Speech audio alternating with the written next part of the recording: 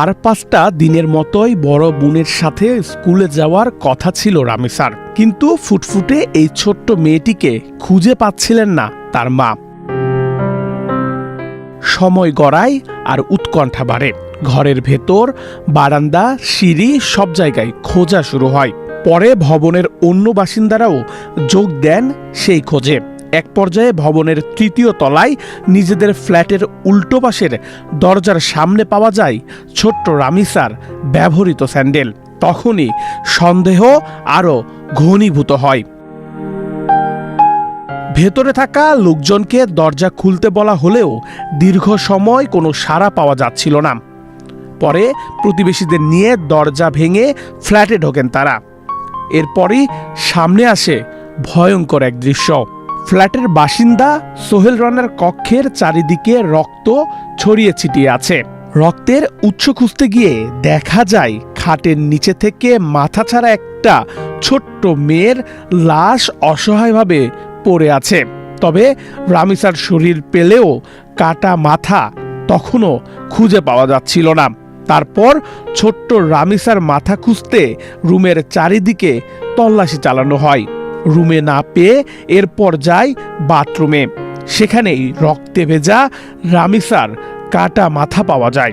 গত 19 মে মঙ্গলবার সকাল 10:30টার দিকে রাজধানীর পল্লবী এলাকায় এ ঘটনা ঘটে। নিহত রামিসা পপুলার স্কুলের 2য় শ্রেণীর শিক্ষার্থী ছিলেন।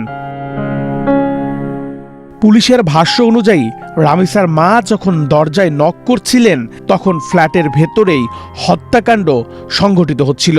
মূল আসামি জাকিরকে পালানোর সুযোগ করে দিতেই স্বপ্না দীর্ঘ সময় দরজা খোলেননি। জাকির পালিয়ে যাওয়ার বিষয়টি নিশ্চিত হওয়ার পরই তিনি দরজা খোলেন। ঘটনাস্থল থেকে তাৎক্ষণিকভাবে জিজ্ঞাসাবাদের জন্য স্বপ্নাকে আটক করে পুলিশ। রামিসার পরিবার ওই ভবনে প্রায় 17 বছর ধরে বসবাস করলেও অভিযুক্ত দম্পতি মাত্র 2 মাস আগে বিপরীত পাশের ফ্ল্যাটে ভাড়ায় ওঠেন। পুলিশের কাছে স্বপ্না জানিয়েছেন তার স্বামী জাকির বিকৃত যৌন লালসা পছন্দ করত। তার সাথেও এমন পাশবিক নির্যাতন করেছে। রামিসাকে দেখে ভালো লাগার পরই তার স্বামী জাকির বাসা পাল্টিয়ে 2 মাস আগে এই ফ্ল্যাটে বাসা নিয়েছে, যাতে বিকৃত যৌনাচারের স্বাদ মিটাতে পারে।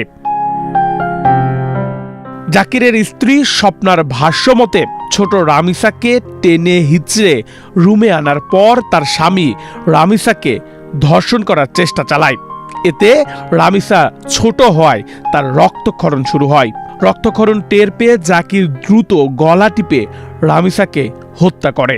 এরপর কেউ যাতে টের না পায় তাই স্বপ্নাকে সাথে নিয়েই লাশ গুম করার জন্য রামিসার শরীর থেকে মাথাটা কেটে আলাদা করে ফেলে।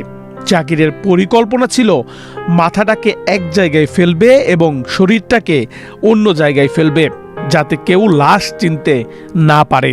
কিন্তু তার আগেই রামিসার মা দরজার সামনে চলে আসায় সেটার সম্ভব হয়নি।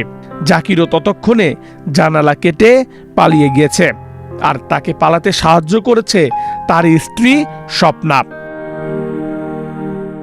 জাকির পেশায় একজন রিকশার মেকানিক। নৃশংস এই হত্যাকাণ্ডের মাত্র 7 ঘন্টার মধ্যেই প্রধান অভিযুক্ত জাকির হোসেন ও তার স্ত্রী স্বপ্নাকে গ্রেপ্তার করেছে পুলিশ। নেহাল আহমেদ প্রান্ত, বাংলাদেশ প্রতিদিন।